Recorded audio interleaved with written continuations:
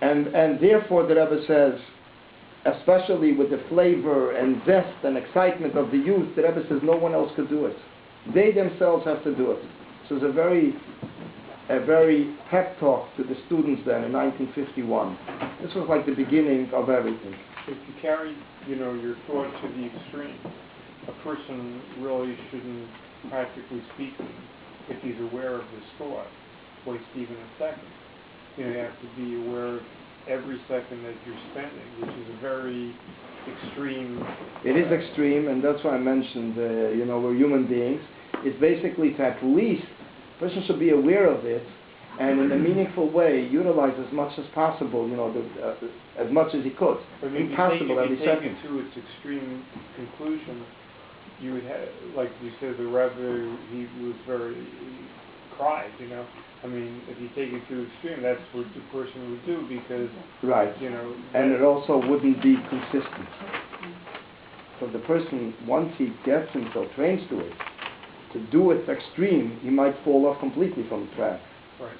So therefore, a person has to do it relatively into, how much they can do it. Right. I just wanted to conclude, I mentioned earlier, Benegir to Rosh Hashanah. Rosh Hashanah is the union of or mitzvahs, is the awareness of what a person is doing, is the story about the Rambam. Tonight is the Rambam's yahrzeit. Wow. Tonight, 20th of Tevis. The Rambam was very well known, in addition to his philosophy and brilliance, he was known for his fear of Hashem to a great extent. There was a tzaddik that once asked, he wished himself to have the fear of Hashem that the Rambam had. And he got it. And he collapsed to the ground, shrunk within himself, felt he couldn't contain it. And he asked to take it back, this fear. The Rambam, when he held the shofar, Lu Shofar, he needed people to support his hands. He shouldn't drop the shofar. The shofar, he needed people to actually support him, support his hands. He shouldn't drop the shofar from his hands. And there was one time, in the middle of blowing shofar, he dropped the shofar from the shofar fell out of his hands. And they asked him, "My high," or he explained himself, "What is it?" He says, "When I started to meditate about the one who gave us this commandment, I wasn't able to compose myself, and the shofar fell out of my hand." So basically, what we need to know is that time is not only something on the clock, but it's a creation with a meaning and a certain mission, and it's also a concept in life. Time is a concept in life, and it goes together with time, with person and place. And hopefully, we're all able to fulfill our mission that relates to these three factors of place, time, and person. You had a question there.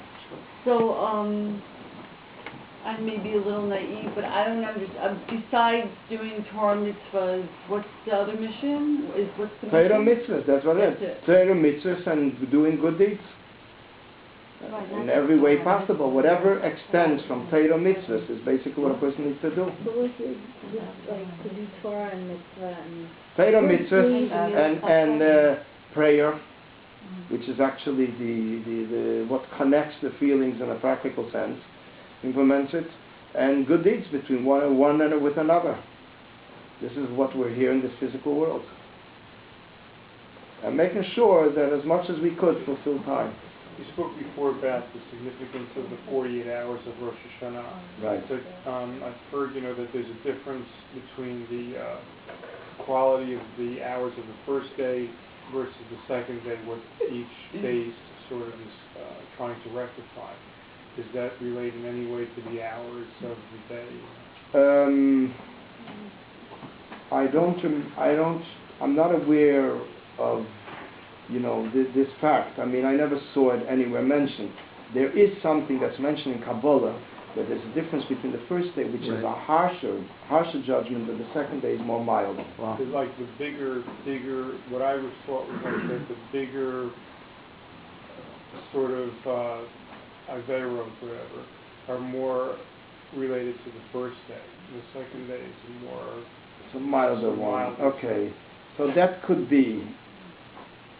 I don't know. It probably comes from somewhere. But as far as the hours are concerned, as far as It's what you one mentioned, day. it would be more. According to halacha, it's It's very one marif, long it's day. like one long day.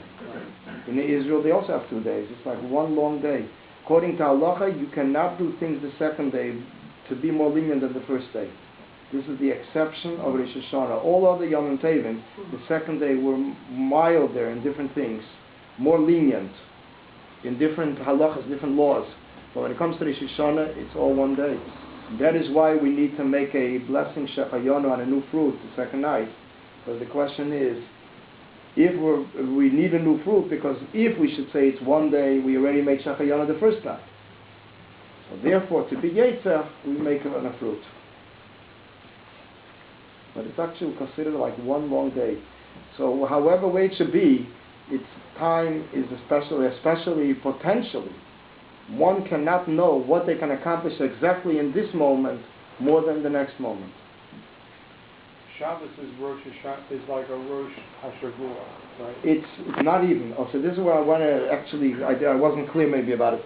Shabbos cannot even be considered a Rosh Hashavua because it's higher than time. A head is in range within the body. It's considered a head of a body. When we say the beginning of something, it's in range to something that follows. When we say Shabbos, Shabbos is higher than time, that we can't even compare it and say it relates to a week after. We only say it's the completion of the previous week, the ultimate stage of the previous week. But it affects the week to come. Right. It blesses the new week. Zohar says it blesses the new week, and it marks the beginning, as a result of Shabbos, a new cycle of time Is begins. Rosh Chodesh higher than Shabbos in the effect it has on the month? It has, the Rish Chodesh has the quality that it encompasses 30 days. But it's more within the range of the days that follow than Shabbos. Shabbos is higher than time, Rish Chodesh is more in time. But it covers more days. There is a Maimer, there's a Hasidic discourse that the Rebbe discusses the difference between Rish Chodesh and Shabbos. And it's along the lines, if I remember correctly, I didn't see it for years, that Shabbos is higher than time, and Rish Chodesh is something that relates to time. But it encompasses 30 days instead of 7 So days. then it would encompass Shabbos. So It would encompass Shabbos, contains right. within Shabbos.